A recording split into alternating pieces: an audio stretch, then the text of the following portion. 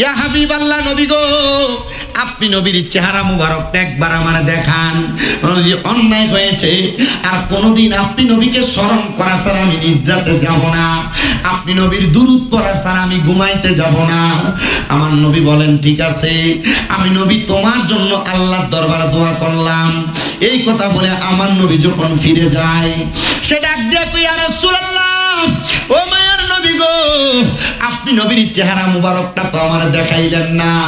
নবী আমার বলে উম্মত আমি নবীর চেহারা মুবারক এত তাড়াতাড়ি দেখতে পারবা না, আমি নবীর এমন ভাবে স্মরণ করবা আমি নবী নিজেই তোমার চেহারা মুবারক দেখাবো। তবে বয়স যেহেতু 45 হয়ে গেছে আমি নবী তোমার কাছে একটা ওসিয়ত করলাম। কি ওসিয়ত? বাবারে এখন তুমি বিবাহ করো, সংসার করো। ইয়া রাসূলুল্লাহ ইয়া হাবিবাল্লাহ আমি বিবাহ করলে সংসার করলে তো আপনি নবীর দুরূদ বেশি পড়তে পারবো না, আপনি নবীর বেশি বেশি স্মরণ করতে পারবো না। আল্লাহর নবী ডাক দিয়া কই এ পাগল যদি বিবাহ করার পরে আল্লাহ তাআলা তোমার হাতে একটু সময় দেয় ওই অল্প সময় দিয়া আমি নবীরে মুহাব্বত নিয়ে স্মরণ করবা। আমি নবীরে কেউ যদি মুহাব্বত নিয়ে স্মরণ করে আমি নবী রহমাতাল লিল আলামিন নবীজি সে কোন জায়গায় বসে আমি নবীরে স্মরণ করে আমি সেই জায়গা চিনি। কে আমি নবীকে স্মরণ করতেছে আমি তার নাম জানি, আমি তার বাবার নাম জানি। বলে হুজুর আমার নবীর উপর দুরূদ পড়লে না ফেরেশতারা নিয়ে পৌঁছায়। হ্যাঁ হ্যাঁ এটাও একটা হাদিস ওইটাও একটা হাদিস। আমার নবীর প্রতি কেউ যদি দুরূদ পড়ে এই দুরূদটা ফেরেশতারা নিয়ে পৌঁছায়। কিন্তু আমার নবীর প্রতি কেউ যদি মুহাব্বতে দুরূদ পড়ে আমার নবীকে আমি তারে চিনি তার বাবার নামও জানি। সে ডাক দিয়ে ইয়া রাসূলুল্লাহ বুঝতে পারলাম এমন কোন হাদিসের আমল হবে যে হাদিসের আমলের মাধ্যমে আপনি নবীর দুরূদ আদায় করাটা আমার জন্য ইবাদতে মশগুল হবে। আমার নবী বলেন আনাস ইবনে মালিক রাদিয়াল্লাহু তাআলা আনহুর হাদিস। আনাস ইবনে মালিক রাদিয়াল্লাহু তাআলা আনহু আমার নবীকে প্রশ্ন করি ইয়া রাসূলুল্লাহ আপনি নবীর প্রতি আমি কত দুরূদ আদায় করব? আমার নবী বলেন তুমি তোমার জীবনটার সময়টাকে যদি তুমি দুনিয়াতে থাকো অবস্থায় দুরূদ আদায় করো। আনাস ইবনে মালিক বলে ইয়া রাসূলুল্লাহ আমি সারাটা 24 ঘন্টার সময়কে আমি দুই ভাগে ভাগ করব। এক ভাগ আপনি নবীর উপর দুরূদ আদায় করব আর এক ভাগ আমি আমার দুনিয়ার সময় কাটাবো। আল্লাহর নবী বলেন আলহামদুলিল্লাহ, তবে এর চাইতে বেশি পড়তে পারলে আরো ভালো।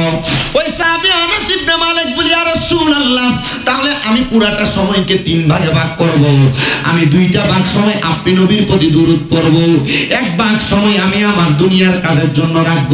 আমার নবী বলে আলহামদুলিল্লাহ, এর চাইতে বেশি পড়লে আরো ভালো। হযরত আনাস ইবনে মালিক বলি ইয়া রাসূলুল্লাহ তাহলে 4 ভাগ কইরা এক ভাগ আপনি নবী আমি দুনিয়ার কাজে কাটাইব আর এক ভাগ আপনি নবীর উপর দুরূদ পড়ব। আমার নবী বলে এ আনাস ইবনে মালিক আলহামদুলিল্লাহ, তবে আমি নবী ঘোষণা করলাম এর চাইতে বেশি পড়তে পারলে আরো ভালো। আনাস ইবনে মালিক রাদিয়াল্লাহু তাআলা আনহুর হাদিসটাকে নকল করে হযরত আব্দুল ইবনে আব্বাস রাদিয়াল্লাহু তাআলা আনহু বলেন আমি আমার নবীকে বললাম ইয়া রাসূলুল্লাহ ইয়া হাবিবাল্লাহ নবী গো আমার জীবনের বাড়তি সময়ে যতটুক সময় আমার ব্যতীত খালি থাকবে আমি প্রত্যেকটা সময় আপনি নবীর উপর দুরূদ শরীফ আদায় করে করে কাটিয়ে দিব। বলেন সুবহানাল্লাহ। এ মুসলমান ইমানদার ওই ব্যক্তি বলেন আল্লাহর হাবিবের ইশারা মোতাবেক আমি বিবাহ করলাম। বিবাহ করার পরে আমার একটা সন্তান দুনিয়াতে জন্ম নিল, কিন্তু জন্ম নেওয়ার 2 মাসের মাথায় আমার স্ত্রী ইন্তেকাল করলো। আমি চিন্তা করলাম আমি আরেকটা বিবাহের মধ্যে লিপ্ত হব না, আমি আরেকটা বিবাহে লিপ্ত হইলে আমার এই সন্তান এবং পরবর্তী বিবাহের কারণে আমার পরিবারটা এলোমেলো হবে, এটার কারণে আমার ইবাদতের মধ্যে বিঘ্নতা ঘটবে। ও মুসলমান আপনারা যারা এখানে মুরব্বীরা বসছেন অনেকেই আছেন আপনারা স্ত্রী হারায় ফেলছেন, অনেকে চিন্তা করে করে আবার দ্বিতীয় বিবাহ করেছেন। দ্বিতীয় বিবাহ করা স্ত্রী ইন্তেকালের পরে এটা গুনার কাজ নয়, ভালো কাজ, সওয়াবের কাজ। তবে আল্লাহর হাবিব সাল্লাল্লাহু আলাইহি ওয়াসাল্লাম নবী বলেন বলেন কোন পুরুষ অথবা মহিলার স্বামী পুরুষের স্ত্রী মারা যাওয়ার পরে ওই পুরুষ যদি তার স্ত্রীর কথা মোহাব্বত মনে নিয়ে আর কখনো বিবাহ না করে আল্লাহর দরবারে তার স্ত্রীর জন্য দোয়া করে, আমার আল্লাহ তাআলা ওই স্ত্রীটাকে 40 জন জান্নাতের হুরগিল মানে সর্দারিনী বানায়া ওই পুরুষের খেদমতে জান্নাতের মধ্যে হাজির করে দিবে। জোরে জোরে বলেন সুবহানাল্লাহ।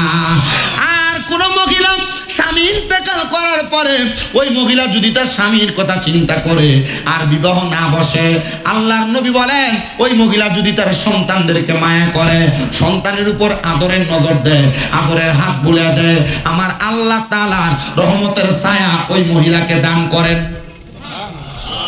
আরো জোরে কর না। ওই দিন গত কয়দিন আগে আমি ওয়াজ করে আসছি রাঙ্গামাটিতে।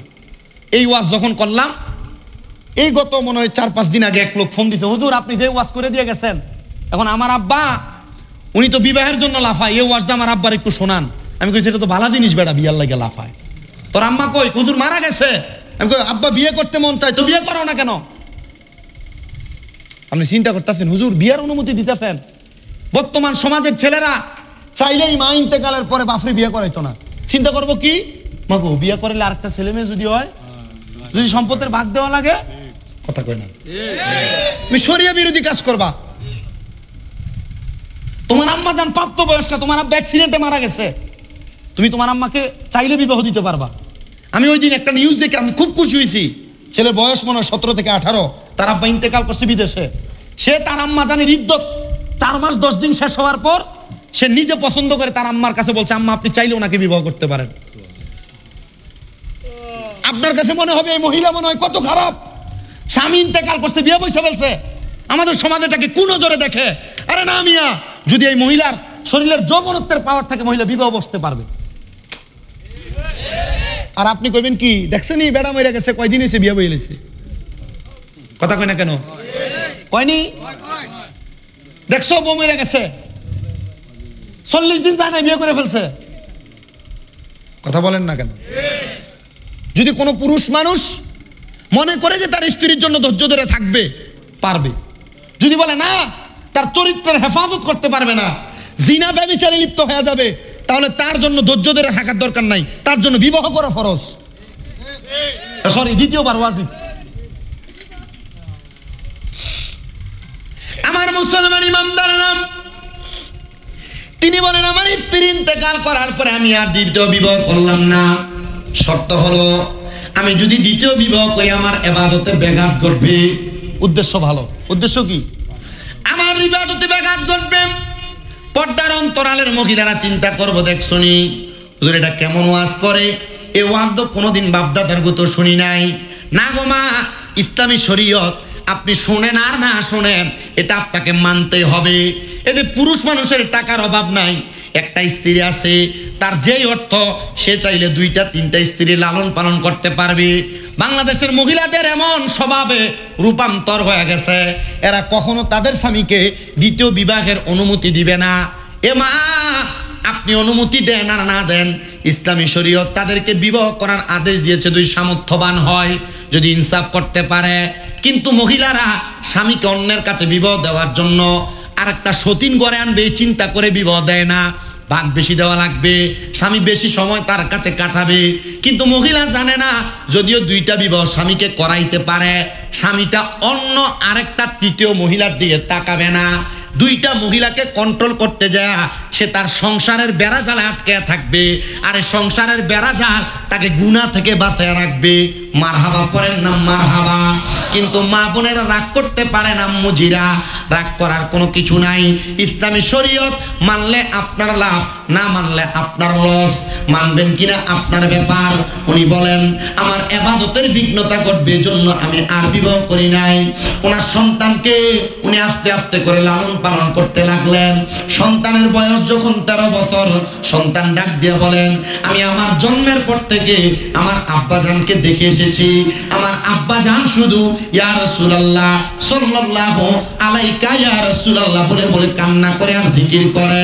জিজ্ঞাসা করলাম হে আব্বাজান, নবী নবী বলে বলে আপনি কেন বারবার ডাকেন?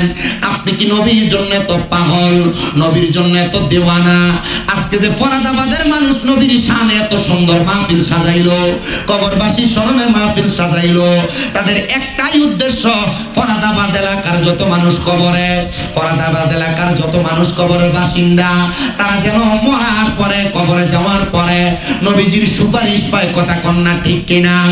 সন্তান বলে, আব্বা জানকে বললাম, বাবা আপনি নবীকে পাওয়ার জন্য হয়তো বারবার নবী নবী করেন, নবীর উপর দুরূদ পড়েন, তাহাজ্জুদের ইবাদত করেন। বলে হ্যাঁ। এ আব্বা ঠিক আছে, আপনি যেহেতু দুরূদ পড়েন, আমি পাশের ঘরে যে একটু আরাম করি। সন্তান বলে, আমি যদিও পাশের ঘরে থাকতাম, তবু আমার আব্বা জানের দুরূদ শরীফের আওয়াজ আমি শুনতে পাইতাম। আমি হঠাৎ করে একদিন আমার আব্বা জানকে ইয়া রাসূলুল্লাহ বলে চিৎকার করে উঠতে শুনলাম। আমি দৌড়াইয়া আমার আব্বা জানের কামরার মধ্যে যাইয়া লক্ষ্য করে দেখলাম আমার আব্বা জান ওনার কাপড়গুলো একসাথে একটা গাঁটুরি করলেন। আমি জিজ্ঞাসা করলাম, ওগো আব্বা জান, আপনি কেন আপনার কাপড়গুলা গাঁটুরি বাঁধতেছেন? আমার আব্বা আমার জবাব দিয়েছে, আমার রাহমাতুল্লিল আলামিন নবীজি আমার ঘুমের ঘরে স্বপ্নে আমার নবীজি রওজা মুবারকের মধ্যে আমাকে ডাক দিয়েছে। আমার নবীজি রওজা মুবারক দেখার জন্য আমি এই জন্য নবী ইয়া রাসূলুল্লাহ বলে চিৎকার করেছি। বলেন সুবহানাল্লাহ। এ মুসলমান ইমানদার, এ নবীর উম্মতের দল, সন্তান ডাক দেয়া বলে, বাবা আপনি যদি এই এলাকা ত্যাগ করে এখান থেকে মদিনাতে চলে যান, আমি সন্তানকে কার কাছে রেখে যাবেন? আমি সন্তানের দায়িত্ব আপনি কাকে দিয়ে যাবেন? সন্তান এই কথার জবাব যখন বাবা দিতে পারেন না, আব্বা জিজ্ঞাসা করতেছে, হে আমার সন্তান, তুমি আমাকে কি বলতে চাও? একটু ক্লিয়ার করে বলো, খোলাসা করে বলো। সন্তান বলে, বাবা রহমতের নবী আপনাকে ডাক দিয়েছে, আপনি যাওয়ার পর নবী দেখবেন, নবীর রওজা দেখবেন। আব্বাজি আপনি মনে করেছেন আপনি যেমন বাবা, আপনার সন্তান মনে হয় তেমন হয় নাই। ওগো আব্বাজান, আপনি মদিনায় যে নবীর রওজা দেখবেন। আব্বাজি আমার কি মন চায় না গো নবীজি রওজা মুবারক দেখতে? আব্বা নিয়ে জানলা, আমিও আল্লাহর নবীর রওজা দেখতে চাই। সন্তান বলে, আমি আমার আব্বাজানকে সাথে নিয়ে একসাথে রওনা করতে লাগলাম। একদিন, 2 দিন, 3 দিন করে আমরা 12 দিন একটানা হাঁটলাম। হাঁটার পরে আমরা একটা মরুভূমির মধ্যবর্তী জায়গায় পৌঁছাইলাম, কিন্তু এখনো পর্যন্ত আমরা মদিনার নবীর রওজার সামনে যাইতে পারি নাই। মরুভূমির সামনে যখন গেলাম, আমি দেখলাম আমার আব্বাজানের শরীরটা জ্বরে পড়ে যাইতেছে। আমার আব্বাজান পরবর্তী কদম এক পা যে আগাবে সে শক্তি আমার আব্বাজানের নাই। আমরা তাবু গাড়াইলাম, আমার আব্বাজানকে আব্বাজানের তাবুতে রাখলাম, আর আমি একটা তাবুতে অবস্থান করলাম। একটানা 3 দিন পর্যন্ত সময় যাইতেছে, কিন্তু আমার আব্বাজানকে তাবুর মধ্যে থাইকা শুধু আমার নবীজির দুরূদ শরীফ ইয়া রাসূলুল্লাহ জপতেছে। আমি বলতে লাগলাম, ওগো আব্বাজান, আপনি যে ইয়া রাসূলুল্লাহ জপতেছেন নবীকে পাওয়ার জন্য, আব্বুজি আপনি বলেন না, আপনি কি আমার নবীজিকে চোখ দিয়ে দেখছেন বা দেখবেন? বলে, দেখার জন্যই তো নবী নবী বলে ডাকি। ও মুসলমান ইমানদার, সন্তান বলে, 3য় দিন রাত্রবেলা যখন আমি ঘুমাইতে গেলাম আমার তাঁবুর মধ্যে, আমার আব্বাজান ওনার তাঁবুর মধ্যে, আমার আব্বাজানের তাঁবু থেকে আমার তাঁবুতে আব্বাজানের দুরূদের আওয়াজ শুনতে পাইতাম। হঠাৎ করে 3য় রাত্রে আমি দেখলাম আমার আব্বাজানের গলার কোনো আওয়াজ আসতেছে না, দুরূদ শরীফের আওয়াজ আমার কানে আসতেছে না। আমি একটু ভয় পেয়ে গেলাম।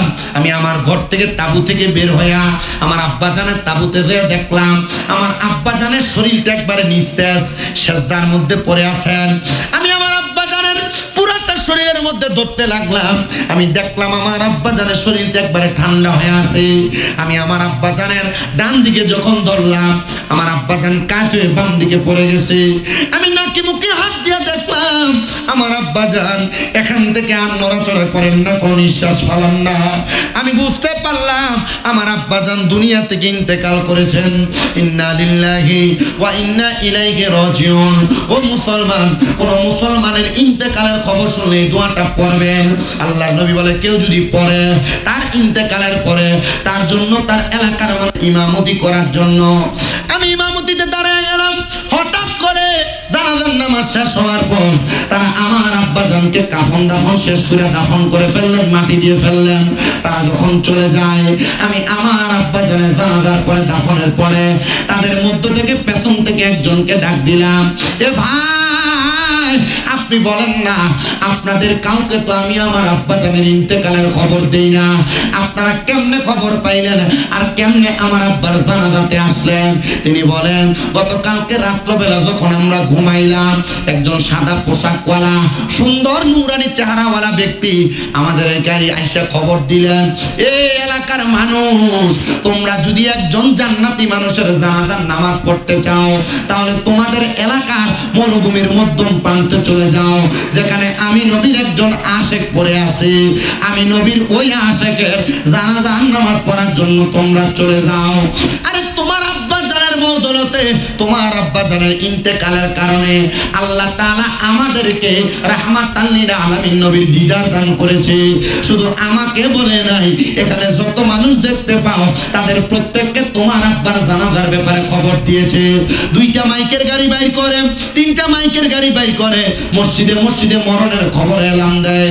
কিন্তু নবীর প্রেমিক যদি মারা যায়, মাইকের জন্য গাড়ি বাইর করা লাগে না, মাইকিং করে এলাকার মানুষকে জানায় দেওয়া লাগে না। আল্লাহর হাবিবের এলানে নবীর আশিকের জানাজার মধ্যে হাজার হাজার মানুষ চলে আসে। বলেন সুবহানাল্লাহ। উনি বলেন, তাহলে তোমরা তো মনে হয় বুজুর্গ দিনদের এলাকার মানুষ, আমার আব্বাজানের একটা স্বপ্ন ছিল, তারা সবাই চলে যাক, তুমি বলো না আমার আব্বাজানের স্বপ্নটা পূরণ হয়েছে নি? বলে, তোমার আব্বাজানের স্বপ্ন কি? বলে, আমার আব্বাজানের স্বপ্ন ছিল আমার আব্বাজান মরণের আগে একবার হলো নবীজির চেহারা মোবারক দেখবে।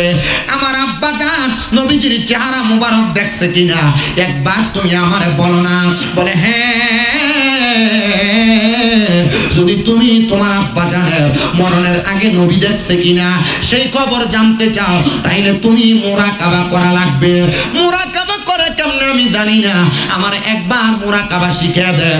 বলে, মুরাকাবার সিস্টেম হলো, কোন মানুষ যদি মুরাকাবা করে তাহলে মুরাকাবা করার আগে ওই মানুষ সর্বনিম্ন 3 মাস পর্যন্ত হারাম খাবার খাইতে পারবে না, তাহাজ্জুদের নামাজ পড়বে, বেশি বেশি নফল ইবাদত করবে, করার পরে আসরের নামাজের পরে ডান হাতটারে তার ডান গালের সাথে লাগায়া পাটারে মিমের মতো বাঁকা কইরা যখন পশ্চিম দিকে মুখটা ফিরেয়া কোন বিষয় জানার জন্য চেষ্টা করবে, আল্লাহ তাআলা তাকে সেই বিষয় জানায় দিবে। এ বাবা পারবানি তাহাজ্জুদ নামাজ পড়ে মুরাকাবা করতে? বলে, হুজুর তাহাজ্জুদ নামাজ পড়ে এটা আমার আব্বা জানের শিখানো আল্লাহর নবীর রীতিমতো সুন্নাহ, আমি এটা পারবো। বলে, তাহলে তাহাজ্জুদ নামাজ পড়া মুরাকাবা করবা, মুরাকাবা করলে তোমার আব্বা জানের দেখা পাইবা, তোমার আব্বা জানের খবরটা নচেত তুমি তোমার আব্বা জানকে জিজ্ঞাসা করে নিও। উনি বলেন, আমি এবার আমার বাড়ির পথে রওনা করলাম। বাড়ির পথে যাইতে যাইতে আমি চিন্তা করলাম কোথায় থাকবো।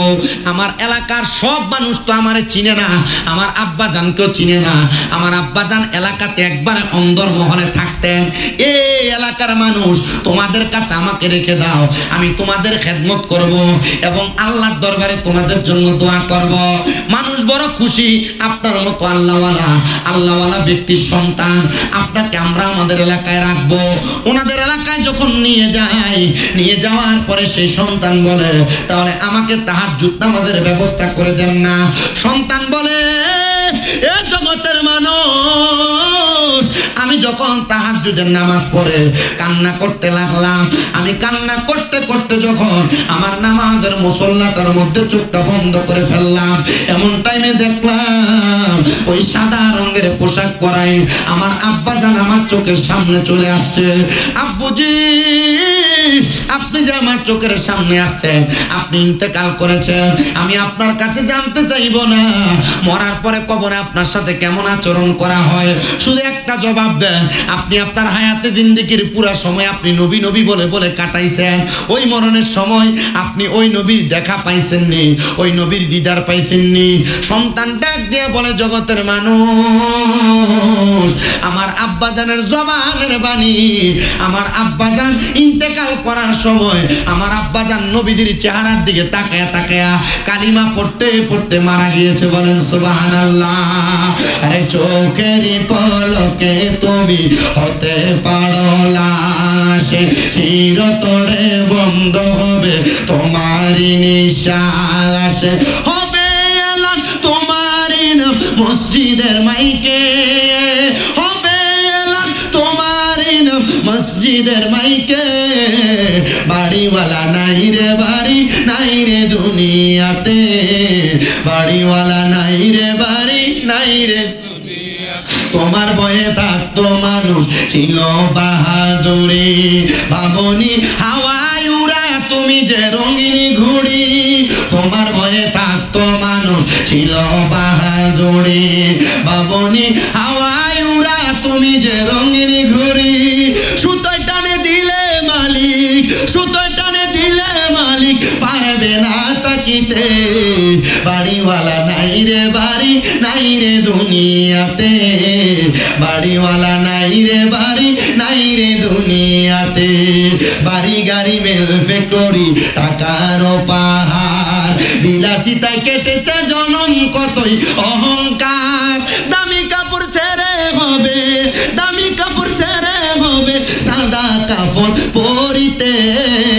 বাড়িওয়ালা নাই রে বাড়ি নাই রে দুনিয়াতে, বাড়িওয়ালা নাই রে বাড়ি নাই রে দুনিয়াতে। মুসলমান চিন্তা করে দেখো, নবীর উম্মত মারা যাওয়ার সময় নবীজির চেহারা দেখে দেখে কালিমা পড়ে ইন্তেকাল করেছে। ইয়া রাসূলুল্লাহ, আমাদের কপালে কেমন ভাগ্য আছে যে আপনি নবীর চেহারা মুবারক দেখে দেখে কালেমা পড়তে পড়তে ইন্তেকাল করব। আমি জানি এই এলাকার মধ্যে বিভিন্ন দরবারের মুরিদান আছেন, আপনারা অনেকে আছেন শাহ সিরকুটের বায়ান, অনেকে সোনাকান্দার বায়ান, অনেকে বিভিন্ন পীর মাশায়েখের হাত ধরে তরিকত গ্রহণ করেছেন। আমি আপনাদের সবার কাছে বলবো, যদি আপনারা নবী দেখতে চান, আপনাদের নিজ নিজ পীর মাশায়েখের হাত ধরে তরিকতের সবকটা গ্রহণ করেন। দেখবেন ওই তরিকতের সবক যদি আপনি পালন করতে পারেন, আপনি নবী দেখা আপনার জন্য একবারে সামান্য বিষয় মাত্র। কিন্তু আপনি এমন কাজ করেন না, আপনার দ্বারা বেশি বেশি গুনার কাজ হয়, হারাম কাজ হয়, আপনার দ্বারা মানুষের বেশি বেশি করে ক্ষতি হয়। তো নবী যে 3 প্রকারের ব্যক্তির ব্যাপারে সাবধান করছে, পরনিন্দাকারী, গীবতকারী, 3 নাম্বার হলো হারামখোর। হারামখোর আছে কয় রকমের, এক প্রকার হারামখোর 1 নাম্বার বর্তমান সমাজে যারা, এরা হলো সুদখোর। এবার আপনারা বলেন, এমন সুদখোর বাংলাদেশের সমাজে আছে না নাই? শুধু সুদখোর না, এবার সুদে টাকা লাগায়। যদি কয় কাকা চলেন কেমনে, আমরা তো কোনো কাম কাজ নাই, কাল্লা সালা কথা কন না কা। এমন সুদখোর আছে না? আপনার কষ্ট দিতেছে কোনো? আরেক প্রকার সুদখোর আছে। কোন সুদখোর? এই দেখবেন এবারটা নিজে সুদ খায় না, ইয়া ওই এবার কাছে যদি কাকা 10,000 টাকা হাওলাত দেওয়া যাইব নি, ইয়া আমার কাছে তো নাই, তো শাশির কাছে তার বইনে দিছিল কটা টিয়া চাইলা দিবার লেগে। কথা কন না কা? আছে না নাই? 2 নাম্বার গেল। 3 নাম্বার আরেকটা সুদখোর আছে, যে সুদখোরটা এলাকায় মানুষ সুদখোর কইব, এলাকায় ব্যাংকে এককালীন 10 লাখ টাকা দেয়। এটার নাম দিছে এফডিআর। কথা কয় না? নাম কি? 10 লাখ 10 বছর রাখতে দিলে 10 বছর পর এটা 20 লাখ হয়ে ফেরত দিব। কথা কয় না? আসেনি সুদখোর? আরেক প্রকারের সুদখোর আছে। বলো যে এটা কোন সুদখোরটা? যে সুদরা আপনার বউ আপনার ফার্ম দিয়ে খাওয়ায়। হুজুর এটা কোনটা?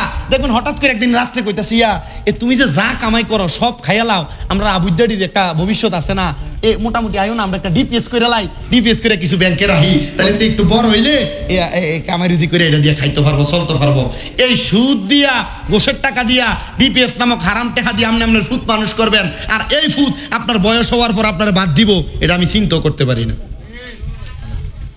কথা কন এমন সুদখোর আছে না নাই? কথা কয় না আছে না নাই? এবং সুদ যারা খায় তাদেরকে সাবধান করে দিবেন।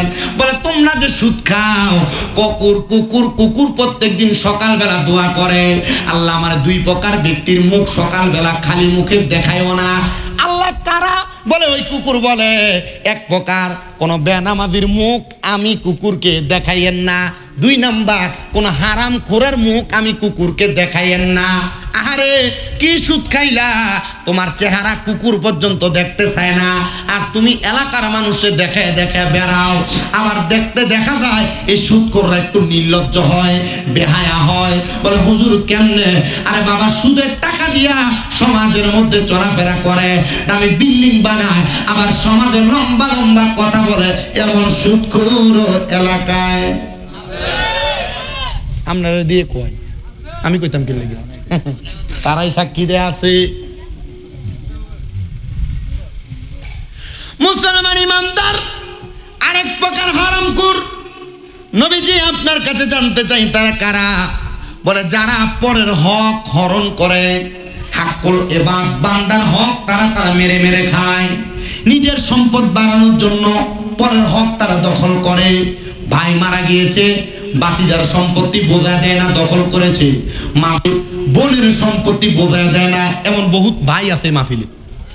মা বাপ মরে গেছে কিন্তু বোনের সম্পদ এখনো বুঝিয়ে দেয় নাই, বহুত ভাই আছেন আপনারা। বোনের সম্পদ বুঝা দেয় নাই। আল্লাহ নবী বলে তারা আরেক প্রকার হারামখোর, তারা আরেক প্রকার জুলুমবাজ। নবীজি 3 নাম্বার আর কারা? বলে যারা নিজের সম্পদ বাড়ানোর জন্য মিথ্যা কথা বলে বলে ব্যবসা করেছে। একটা জিনিসের দাম 10 টাকা, সে 8 টাকা দিয়ে ক্রয় করেছে। 10 টাকা বিক্রি করলেই চলে, সে বিক্রি করার সময় কয় আল্লাহর কসম করে কইটা আমার কি নয় 15 টাকা। এমন হারামখোর যারা মিথ্যা কথা বলে বলে ব্যবসা করে, আল্লাহর নবী বলে আমি তাদের ব্যাপারে বড় ভয় করি। নবী গো, আর কোন হারামখোরের ব্যাপারে ভয় করেন? বলে যারা ঘুষ খায়, যারা মানুষের কাছে কোনো কিছুর বিনিময়ে কোনো কিছু গ্রহণ করে, এটাই হলো ঘুষ। এটার কারণে আমি নবী তাদের ব্যাপারে বড় ভয় করি। ইয়া রাসূলুল্লাহ, এদের অবস্থা কেমন? বলে তারা যখন ইন্তেকাল করবে, ইন্তেকাল করার সময় আজরাইল ফেরেশতা তাদের শরীর থেকে যখন রূহটা কবজ করবে, তাদের কাছে মনে হবে জীবিত একটা বকরিকে জীবিত অবস্থায় চামড়াটা টাইনা টাইনা ছিঁড়ে ফেললে যত কষ্ট হয়, ওই হারামখোর ব্যক্তিটার তত কষ্ট হবে। শুধু তাই নয়, ফেরেশতা আজরাইল যখন তাদের রূহটা নিয়ে যাবে, আজরাইল নাকের মধ্যে একটা কাপড় লাগে উপরে নিয়ে যাবে, আর আল্লাহর আসমানের ফেরেশতারা তার দিকে থু থু নিক্ষেপ করবে। ইয়া রাসূলুল্লাহ, কেন? বলে হারাম খাওয়ার কারণে, পরের হক মাইরা খাওয়ার কারণে আল্লাহ তাআলা তার রূহটাকে একটা দুর্গন্ধযুক্ত রূহ বানায় রাখছে। এ পর্দার অন্তরালের আমার মা, তোমার স্বামী যে তোমাদেরকে ইনকাম করে খাওয়ায়, হালাল খাওয়ায় না, হারাম খাওয়ায়, কোনোদিন তুমি তোমার স্বামীকে একবার জিজ্ঞাসা করো নাই? ও বাবা, ও আম্মা, এ হারাম খাবার খায়াতে তুমি কবরে যাইবা, আল্লাহর কাছে কি জবাব দিবা আমার বুঝে আসে না। এজন্য আমি ফরাদাবাদ এলাকার সবার কাছে একটা কথাই আবদার করে যাই, হারাম যেখানা মানুষের অনুমতি ছাড়া তার সম্পদ হরণ করা, অনুমতি ছাড়া তার সম্পদ দখল করা, মানুষের কাছ থেকে সুদের উপর টাকা নেওয়া দেওয়া, মানুষের কাছ থেকে ঘুষের টাকা গ্রহণ করা, মানুষের পরের হক গাছের সম্পদ গাছের ফল ফলাদি গ্রহণ করা, এমন হারাম কাজ থেকে আপনি দূরে থাকবেন। মিথ্যা কথা বলে ব্যবসা করা, এমন কাজ থেকে দূরে থাকবেন। আরে বাবা, সব তো আপনি সম্পদের জন্য করতেছেন। মনে রাখবেন, যে ব্যক্তি 1 টাকার সম্পদের মালিক, আল্লাহর কাছে 1 টাকার সম্পদের হিসাব দেওয়া লাগবে। যে ব্যক্তি 1 কোটি টাকার সম্পদের মালিক, আল্লাহর কাছে 1 কোটি টাকার সম্পদের হিসাব দেওয়া লাগবে। আপনি বললেও লাগবে, না বললেও লাগবে। তাহলে আল্লাহর হাবিব সাল্লাল্লাহু আলাইহি ওয়াসাল্লামের একজন উম্মত, তিনি বসবাস করতেন ইরাকের জমিনে। উনি একজন বাদশা। তিনি বলেন, আমার প্রজাদের মধ্যে একটা উদ্বেগ কাজ করতেছিল, তারা অভাবে পড়ে গেছে, খরাতে পড়ে গেছে, তাদের কাছে কোনো সম্পদ নাই। তারা সবাই এসে আমি বাদশার কাছে বলে, বাদশা আপনি আমাদেরকে সম্পদ দেন, বেশি বেশি সম্পদ দেন, আমরা আমাদের সম্পদ দিয়া সম্পদ বানাইতে চাই। বাদশা বলে, সম্পদ দিতে পারি, তবে একদিন অপেক্ষা করা লাগবে। কয়দিন?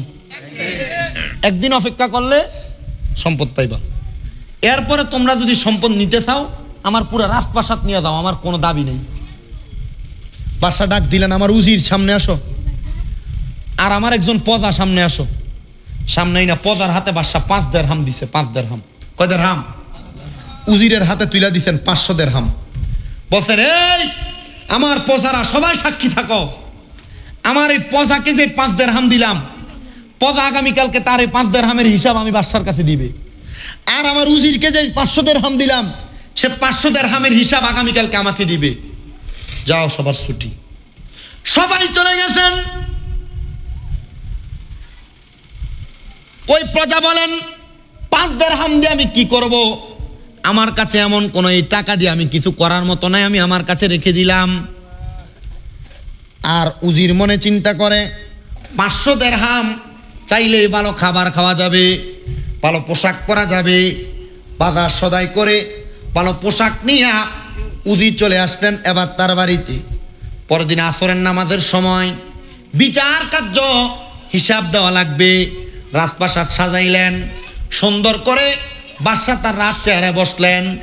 বাদশা কি করলেন, একটা বড় আগুনের চুল্লি বানাইছে। ধান সিদ্ধ করবার লাগে আপনারা চুলা বানান না, এমন একটা বড় চুল্লি বানাইলেন। বড় একটা লোহার শীট উনি এটার উপর বিছিয়ে দিয়া আগুনটাকে জোহর থেকে আসর পর্যন্ত উত্তক্ত করলেন। আচ্ছা কন্ত, এখন এই লোহার শীটটা কি ঠান্ডা না গরম? কম না বেশি? তিনি বলেন গরম কইরাম। আমি বললাম এ আমার প্রজা, এ আমার উজির, তোমরা তোমাদের টাকার হিসাব কে কি করেছো এই গরম লোহার পাতের উপর দাঁড়ায় দেওয়া লাগবে। সবাই কই হিসাব বরাবর। প্রজা বললেন বাদশা আমার টাকা এখনো আমার কাছে আছে, 5 দিরহাম দিয়া কিছু করা যাবে না, বিদায় কিছু করি নাই, রেখে দিলাম। বলে হিসাব এমনে না, এটার উপর দাঁড়ায় দাও।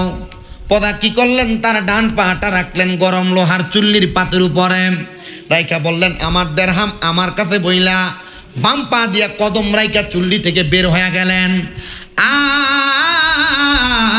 আর এবার উজিরকে ডাক দিলেন, উজির তুমি তোমার 500 দিরহামের হিসাব দাও। উজির বললেন আমি 500 দিরহামের হিসাব দিব কি? আমি বললাম বাদশা এটার উপর দাঁড়ায় যদি আমি আমার হিসাব দিতে যাই আমার পা গলে যাবে, হাড্ডি গলে যাবে, শরীরের দেহ চুরমাচুর হয়ে যাবে, আমি আমার 500 দিরহামের হিসাব দিয়া শেষ করতে পারবো না। বাদশা বলে ও আমার প্রজার দলেরা, ও আমার উম্মতে মুহাম্মদীরা, শোনো তোমরা যেমন ভাবে এই সম্পদের হিসাব আমার কাছে 2 জন দিতে পারে নাই, তোমরা যত সম্পদের মালিক হইবা কাল ময়দানে মাশর তামার মতো আগুনের উত্তপ্ত গরম হবে, সূর্যটা তোমাদের মাথার উপরে থাকবে, কিন্তু তোমরা এই হিসাব সেখানে দাঁড়ায় দাঁড়ায় দেওয়া লাগবে। যার সম্পদ যত বেশি তার হিসাব তত বেশি। এবার বলো তোমরা সম্পদ চাও কিনা? বলে না সম্পদ চাই না। ও বাদশা কবরে যাওয়ার পর আমরা কোন কাজ করলে ওই কবরের কঠিন আযাব থেকে বাঁচবো আপনি আমাদেরকে শিখিয়ে দেন। এ পর্দার অন্তরালের মা বোনেরা, আপনারা মাঝে মাঝে হয়তো কবরের কথা স্মরণ করে করে কান্দেন কিনা জানি না, মোবাইল নিয়ে সোশ্যাল মিডিয়া নিয়ে টিভি সিরিয়াল নিয়ে যদি ব্যস্ত থাকেন, স্বামীর সঙ্গে সর্বদাই যদি মুখলে ব্যস্ত থাকেন, মা গো কবরের কথা কখন সময় কোন স্মরণ করবেন এটা বুঝি না। তবে আপনাদের সবার কাছে বলি আমার ভাই বাবারা, মা বোনেরা, ওই হাসরের ময়দানের কথা স্মরণ করে যখন বাদশার সব প্রজারা বললেন বাদশা আমরা দুনিয়া চাই না, আমরা সবাই আখিরাত চাই, বাদশা আপনি আমাদেরকে একটা তালিম প্রদান করেন যেই তালিমের মাধ্যমে আমরা দুনিয়া ত্যাগ কইরা আখিরাতটাকে উজ্জ্বল বানাইতে পারবো। বাদশা বলে ও আমার প্রজারা শোনো, আজকে তোমরা ফজরের নামাজের আগে এশারের নামাজের পরে আমি বাদশার রাজপ্রাসাদে আসবা, তাহলে আমি তোমাদেরকে কবরের পুঁজি তৈরি করার মাধ্যম রেডি করে দিব। কবরবাসীর স্মরণে মাহফিল, ফরাদাবাদ এলাকার কবরবাসীরা খুশি, মাহফিলের ডাইনে বামে ঘুরতেছে, আর ভিক্ষুক যেমনে ভিক্ষা করে কবরবাসীর রুহগুলো এমনি এমনি ভিক্ষা করে।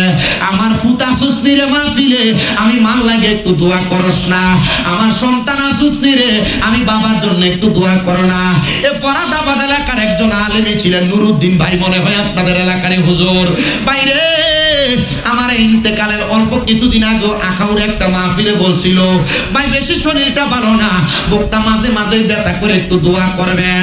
আমি বলছি আল্লাহর দরবারে তাহাজ্জুদ পড়ে পড়ে দোয়া করলে দেখবেন আমার আল্লাহ তাআলা আপনাকে মাফ করবে, রোগের শেফা দান করবে। ওনার একটা সন্তান মনে হয় কোরআনে হাফেজ হয়েছে। আল্লাহর দরবারে ওনার ইন্তেকালে আমি বড় আফসোস করে করে দোয়া করছি। বক্তা মানুষ উলামায়ে কেরাম ওয়াজ মাহফিল করত, আল্লাহ আপনি কোন ভালোর বুঝে আপনি তারে নিয়ে গেছেন আমি জানি না। আমি আস্তে আস্তে গাড়িতে বলছি আল্লাহ যেন ওই লোকটাকে জান্নাত নসিব করে, আমরা মন থেকে দোয়া করব। শুধু তাই না, ফরাদাবাদ এলাকা, বান্তারামপুর থানা, ব্রাহ্মণবাড়িয়া জেলা সহ সমস্ত পৃথিবীর যত মানুষ কবরের বাসিন্দা, ওগো আল্লাহ আজকে ফরাদাবাদ এলাকায় হযরতে হাজী জমিরউদ্দিন জামে মসজিদ প্রাঙ্গণে এই জান্নাতের বাগান মাহফিলের উসিলায় তুমি প্রত্যেকের কবরের আযাব মাফ করে দিও। আমি জানতে চাই চোখের পানি ফালায়া ফালায়া যদি কান্দি আমার আল্লাহ তাআলা চাইলে আমাদের বংশের কবরের আযাব মাফ করতে পারে কি পারে না? আইরে বাদশার প্রধানা সবাই রাজপ্রাসাদে চলে আসছে। রাজপ্রাসাদে আসার পরে বাদশা বলে তোমরা আমার সঙ্গে 2 রাকাত নামাজ আদায় করো। নামাজ দাঁড়িয়ে গেলে সবাই নামাজ আদায় করে মুনাজাতে কান্না করতেছে। এই আমার প্রধানা তোমরা চিন্তা করে দেখো, তোমাদের আঙ্গুলি দ্বারা বড় গুনাহ করেছো, হাত দ্বারা গুনাহ করেছো, চোখ দ্বারা গুনাহ করেছো, কান দ্বারা গুনাহ করেছো, নাক দ্বারা গুনাহ করেছো, মুখ দ্বারা গুনাহ করেছো, পা দ্বারা গুনাহ করেছো। আমার আল্লাহ তাআলা তোমার নাকের ডগার মধ্যে 2টা ফেরেশতা রাখছে, মুখের 2 ঠোঁটের মাঝখানে 2টা ফেরেশতা রাখছে, 2 চোখের মাঝখানে 2 পাপড়ির মধ্যে 4টা ফেরেশতা রাখছে। তোমার প্রত্যেক আঙ্গুলের মাথায় মাথায় আল্লাহ তাআলা এক একটা করে ফেরেশতা রাখছে। তোমার প্রত্যেকটা পায়ের আঙ্গুলের মাথায় মাথায় এক একটা করে ফেরেশতা রাখছে। তোমরা যদি মনে হয় তোমার গুনার কারণে তুমি বাইসা যাইবা, তোমরা আল্লাহর কাছে কান্নার দরকার নাই, রাজপ্রাসাদ থেকে বের হয়ে যাও। আর যদি মনে হয় আল্লাহ তাআলা তোমাদেরকে মাফ করবে না, তুমি স্বীকার করা লাগবে না। তোমার হাত বলে দিবে তোমার হাত দ্বারা আঙ্গুলি দ্বারা গুনাহ হয়েছে। তোমার চোখ বলে দিবে এই চোখ দ্বারা তুমি পুরুষ হয়ে পরনারীর দিকে তাকাইছো। এ মা তোমার চোখ সাক্ষী দিবে তোমার স্বামী থাকার সত্ত্বেও তুমি তোমার চোখ দিয়ে পর পুরুষের দিকে তাকাইছো। এ মা তোমার স্বামী তোমার হক আদায় করার পরেও তুমি অন্য কোন পুরুষের দিকে তাকাইছো। এ পুরুষ মানুষ তোমার স্ত্রী তোমার সব হক আদায় করার পরেও তুমি অন্য কোন নারীর দিকে তাকাইছো। তোমার চোখ সাক্ষী দিবে জবান দিয়ে মিথ্যা বলেছো, গালিগালাজ করেছো, তোমার জবান সাক্ষী দিবে। তোমার হাত দ্বারা মানুষের টাকা পয়সা জমি সম্পদ চুরি করেছো, হাতের আঙ্গুলিগুলা সাক্ষী দিবে। তোমার পা দ্বারা গুনার কাজ করার জন্য পা দিয়ে হাইটা হাইটা গিয়েছো, তোমার পা গুলা সাক্ষী দিবে। আর কবরের মধ্যে যাওয়ার পর এমন ভাবে কঠিন আযাবের সম্মুখীন তোমাকে করা হবে, বাঁচতে পারবা না, বাঁচতে পারবা না, বাঁচতে পারবা না। আল্লাহর নবী আল্লাহর কোরআন থেকে বলে ইন্নাল্লাযীনা কাফারু মিন আহলিল কিতাবি ওয়াল মুশরিকিনা ফি নারি জাহান্নামা খালিদিনা ফিহা উলাইকা হুম শাররুল বারিয়া।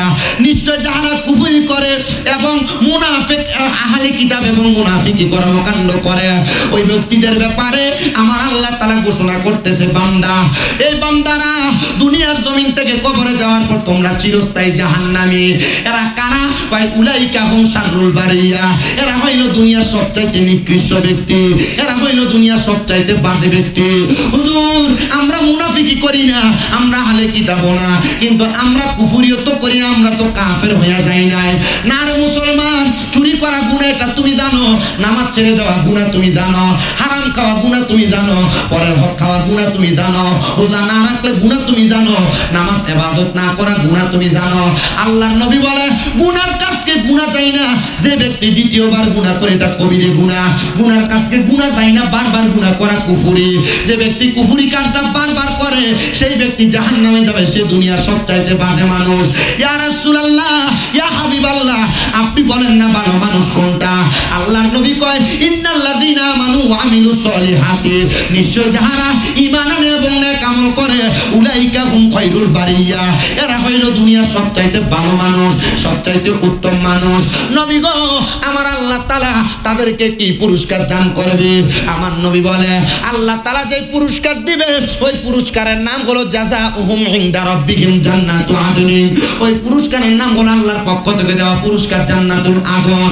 এত সুন্দর তাজরি মিন তাহতিহাল আনহার, এত সুন্দর জান্নাত, ওই জান্নাতের নিচে দিয়ে নহর প্রবাহিত হবে। আল আনহারু খালিদিনা ফিহা আবাদা। আল্লাহর নবী বলে ওই জান্নাতে তারা চিরস্থায়ী বাসিন্দা হয়ে থাকবে, আবাদা, তারা কখনো বের হতে চাইবে না। ও আল্লাহ, আপনার কাছে জানতে চাই, ওই জান্নাতে বান্দা চিরস্থায়ী বাসিন্দা হয়ে থাকবে। আল্লাহ গো, আপনি বলেন না তারা কারা কারা ওই জান্নাতে থাকবে? কয় রাদিয়াল্লাহু আনহুম ওয়া রাদু আন, যারা তাদের আল্লাহর প্রতি সন্তুষ্ট আর আল্লাহ তাদের প্রতি সন্তুষ্ট, তারা ওই জান্নাতে থাকবে। আল্লাহ তারা কারা? কয় যালিকা লিমান খাশিয়া রাব্বা, যারা আল্লাহকে দুনিয়াতে সবচাইতে বেশি ভয় করছে, রবকে বেশি ভয় করছে। যারা আল্লাহরে ভয় করে তারা হারাম খায় না, পরনিন্দা করে না, গীবত করে না, মানুষের হক মাইরা মাইরা খায় না, কবরকে ভয় করে নামাজ পড়ে, নামাজ ছাড়ে না, রোজা ছাড়ে না, রমজান মাস আসলে পর্দার তলে যায় খাবার খায় না। মুসলমান ইমানদার সবার কাছে করজোরে আবদার, কবরের আযাবকে ভয় করে, আল্লাহকে রাজি খুশি করার চেষ্টা করেন। নামাজ রোজা হজ যাকাত ইবাদতের পাশাপাশি আল্লাহকে খুশি করার মাধ্যম হলো আল্লাহর নবী বলে রেদা রব্বি ফি রিদাল ওয়ালিদাইন, আম্মা আব্বার সন্তুষ্টিতে আমার আল্লাহকে সন্তুষ্টি করা যায়। ও আল্লাহ, আমাদের সমাজে এমন অনেক কপাল পোড়া আছে যারা বাইয়ে বাইয়ে ঝগড়া করে মা বাপরে ভাত খাওয়ায় না, যারা বিবাহ করার পর মা বাপকে জুদা করে দেয়, মা বাপ এই ঘরে ওই ঘরে ঘুরে ঘুরে ঘুরে ঘুরে খায়। এ সন্তানকেও যদি তোমরা তোমাদের মা বাপকে জুদা করে থাকো, আলাদা করে থাকো, দেরে ফরাদাবাদের সন্তান, বানসারামপুরের সন্তান, দে তোর পাও আমার সামনে দে, আমি আমার জিহ্বা দিয়া তোর পাও পরিষ্কার করে দিব। বলে হুজুর কারণ কি? কারণ মা বাবার মনে কষ্ট দিয়া, মা বাপরে ভাত না দিয়া, মা বাপরে দমক দিয়া যত নামাজ পড়ো না কেন, এই নামাজ আল্লাহর কাছে কবুল হবে না। শামিমরা জানা ব্রাহ্মণবাড়িয়া জেলার বড় হুজুরাই না ওয়াজ করাইবা, এই ওয়াজ দিয়ে কোনো লাভ হবে না। সন্তানের দল কেউ যদি ওই মা বাবার সাথে অন্যায় করে থাকো, ওয়াদা করো এখান থেকে বাড়িতে যে মা বাবার পা ধরে মাপ চাইবা।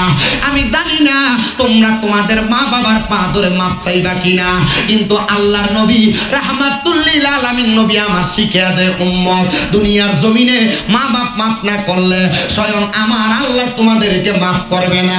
মা বাপ যদি তোমার প্রতি বেজার থাকে, আমার আল্লাহ তোমার প্রতি বেজার থাকবে। এই সন্তানের দলেরা তোমরা তোমাদের মা বাবার কাছে মাপ চাইবা কিনা জানি না। আমি শামিম রাজা শুধু মাপ চাই নাই রে, মাপ চাই নাই, আমি আমার মা বাপের পায়ের মধ্যে চুমা দিছি।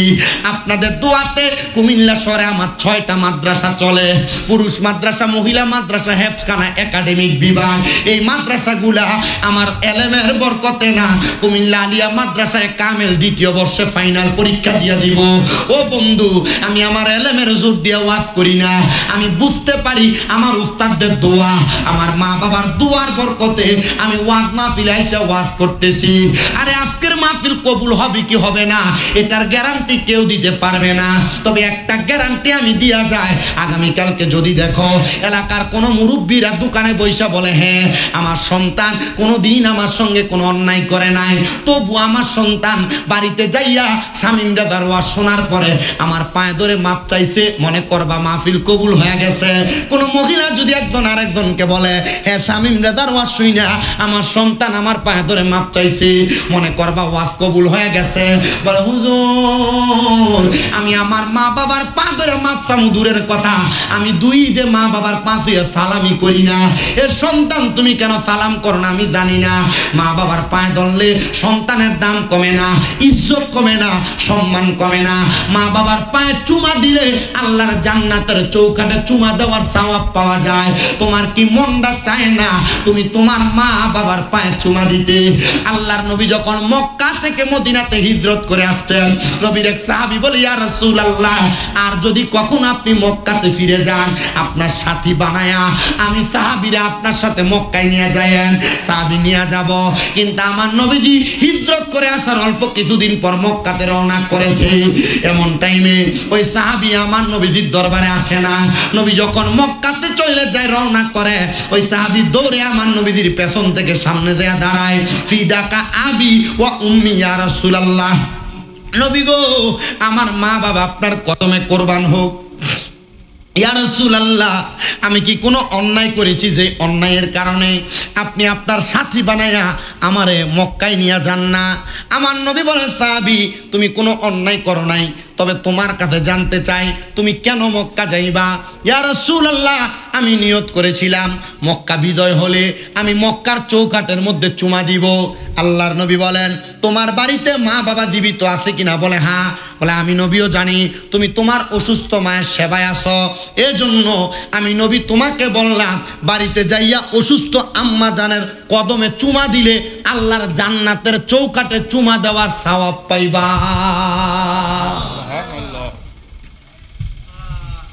মা বাবা অসুস্থ, বুড়া কইয়া ডাক দেয়, বুড়ি কইয়া ডাক দেয়। আল্লাহর নবী বলে এদের কাছে জান্নাতের স্বাদ আছে, জান্নাতের মজা আছে। কিন্তু অনেক সন্তান তাদের মা বাপরে ভাত দেয় না। এলাকায় মা বাপরে খানা খাওয়ানো নিয়ে বিচার বসানো লাগে। মা বাপ জায়গা জমি বুঝিয়ে দেয় না বিদায় মা বাবার সঙ্গে প্রাপ্তবয়স্ক সন্তান গালাগালি মারামারি করে। সন্তানের দল, যাদের মা নাই যাদের বাবা নাই এরা চিন্তা করে হুজুর যাদের বাড়িতে বাবা আছে তারা বাড়িতে যা বাবার পায়ে ধরে মাপ চাইবো, আমার আব্বা নাই আমি কার পায়ে ধরে মাপ চাইবো? হুজুর যাদের মা আছে তারা বাড়িতে যাইয়া মার পায়ে ধরে মাপ চাইবো, আমার তো মা নাই আমি কার পায়ে ধরে মাপ চাইবো? হুজুর আপনার কাছে আমি একটা জিনিসই জানতে চাই, হুজুর বলেন না গো আমার যে মা বাবা কবরে আমি কার জন্য কেমনে মাপ চাইবো? আল্লাহর নবী শিখিয়ে দেয় কোন সন্তানের মা বাবার ইন্তেকালের পরে ওই সন্তান যদি রব্বির হামহুমা কামা রব্বায়ানি সগীরা বইলা আল্লাহর দরবারে রব্বির হামহুমা কামা রব্বায়ানি সগীরা বইলা দোয়া করে, আমার আল্লাহ তাআলা ওই সন্তানের চোখের মণিকোঠার মধ্যে যদি একটা ফোঁটা পানিও থাকে, ওই সন্তানের চোখের মণিকোঠার মধ্যে একটা ফোঁটা চোখের মণিকোঠার মধ্যে একটু পানিও যদি থাকে, আমার আল্লাহ তাআলা ওই পানিটা পড়ার আগে ওই সন্তানের মা বাবার জীবনের গুনাহ মাফ করে দেয়। জোরে শুনে বলেন সুবহানাল্লাহ। এই সন্তানের দল আপনাদের কাছে করজোরে আবদার, আম্মা আব্বা কবরে খাস করে দোয়া করবেন, আম্মা আব্বা বেঁচে আছে আম্মা আব্বার জন্য বেশি বেশি করে দোয়া করবেন। সন্তান একটাই আবদার জানাই, আপনার দোয়ার বরকতে আল্লাহ তাআলা আপনার মা বাপকে মাফ করে দিবে। বলে হুজুর দোয়া করা না বেদাত, দোয়া করতাম কেন লাগা? হুজুর দোয়া করলে না গুনাহ হইব বেদাত হইব? না না না, সন্তান মা বাবার জন্য দোয়া করলে বেদাত হয় না। আপনি যখন দোয়া করবেন মা বাবার কবর আযাব যখন আল্লাহ মাফ করে দিবে, ওই মা বাবা কবর থেকে বলে ওয়াল ইস্তিগফারু লাহুমা ওয়া ইনফাযু আহাদিহিমা ওয়া ইস্তিগফারু লাহুমা, আল্লাহ যে আমাদের জন্য দোয়া করে আমাদের কবরের আযাব মাফ করাইছে, আপনি আমাদের ইস্তিগফারের উসিলায় তাদেরকে মাফ করে দেন। মৃত মা বাবার দোয়ার বরকতে আল্লাহ তাআলা জীবিত সন্তানকেও মাফ করে। আব্বা মা বাপ বহু সম্পদ আপনারা দিয়া গেছে, টাকা পয়সা দন দৌলত জায়গা জমি সব দিয়া গেছে, সব আপনার আছে, কিন্তু মা বাবা এখন কবরে। ঈদের সময় চাইলে 500 টাকার একটা লুঙ্গি কিনা পরাইতে পারেন না।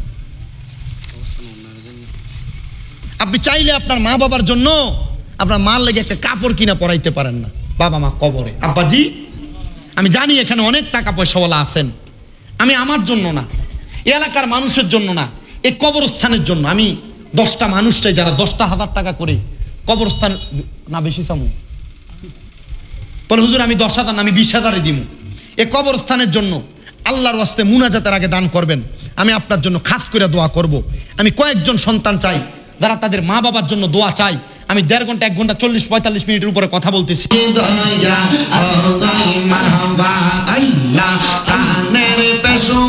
তোমার যদি দয়াল মুর্শিদ আমায় তুমি লইয়া যাইও মদিনায় প্রাণের মুর্শিদ তোমার যদি দয়া হয় মারহাবা আল্লাহ আল্লাহ আল্লাহ। এই জগতে মুর্শিদ বিনে গো দয়াল আমি বড় একা মারহাবা আল্লাহ আল্লাহ। মুর্শিদ প্রেমে কাইন্দা কাইন্দা সোনার দেহ সাগায়, মুর্শিদ প্রেমে কাইন্দা কাইন্দা সোনার দেহ সাগায়। সকলেরই সকল আছে রে দয়া আমার কেহ নাই মারহাবা আল্লাহ আল্লাহ। আল্লাহ এই জগতে আমরা একা গো মুর্শিদ আমরার কেহ নাই দয়াল এই জগতে আমরা একা গো মুর্শিদ আমরার কেহ নাই সারা জীবন রাখবানি তোমার চরণ সেবায় সারা জীবন রাখবানি মুর্শিদ চরণ সেবায় সকলেরই সকল আছে গো দয়া আমার কেহ নাই মারহাবা আল্লাহ আল্লাহ মুশকিল কোশা কেমন দমন চিনিলাই না রে ভগবান মুশকিল কোশা কেমন দমন চিনিলাই না রে ভগবান যে চিনাছে সে পাইয়াছে ও মূল্য রতন ববে আর নাই রে দোন মারহাবা আল্লাহ আল্লাহ হযরত আলী মা ফাতেমা হাসান হোসেন দোন মাওলা আলীর নয়ন মনি হাসান হোসেন ভাই দুইজন ববে আর নাই রে দোন মারহাবা আল্লাহ আল্লাহ আল্লাহ আল্লাহ আল্লাহ আল্লাহ আল্লাহ মুর্শিদ মুর্শিদ কইরাই আমার ঘুমাসে না নয়নে তহের শাহ সবের শাহ নামটা লইয়া ঘুমাসে না নয়নে আমার রে বলিবা মুর্শিদ কেমনে মারহাবা আল্লাহ আল্লাহ আল্লাহ আল্লাহ লা ইলাহা ইল্লাল্লাহু মুহাম্মাদুর রাসূলুল্লাহ সাল্লাল্লাহু আলাইহি ওয়াসাল্লাম। সবাই পড়ি আলহামদুলিল্লাহ। সবাই একবার সূরা ফাতিহা, তিনবার সূরা ইখলাস, কয়েকবার দুরূদ শরীফ পড়ে গেছে, কষ্ট করে লয়ে এলাম। আউযু বিল্লাহি মিনাশ শাইতানির রাজিম বিসমিল্লাহির রহমানির রহিম।